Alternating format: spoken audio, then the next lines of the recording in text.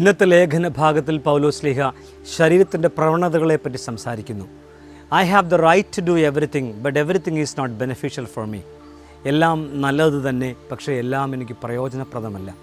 ശരീരവുമായി ബന്ധപ്പെട്ട എൻ്റെ ചായ്വുകളെ മനസ്സിലാക്കുവാനും അതിനോട് ബോധപൂർവം അകലം പാലിക്കുവാനും നോ പറയുവാനും സാധിക്കുമ്പോൾ മാത്രമാണ് ആത്മാവിലും മനസ്സിലും നമ്മൾ ശക്തി പ്രാപിക്കുന്നത് എന്ന് മനസ്സിലാക്കുക.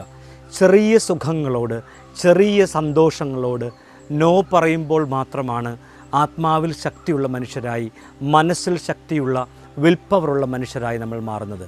ഈ ദിവസം ഏതെങ്കിലും തരത്തിൽ ചെറുതായ ഒരു സുഖത്തോട് നോ പറയുന്നത് വഴി നമ്മെ തന്നെ രൂപീകരിക്കാനും ശക്തിപ്പെടുത്താനുമുള്ള ശ്രമത്തിന് നമുക്ക് തുടക്കം കുറിക്കാം. അതിനായി പ്രാർത്ഥിക്കാം. ആമേൻ.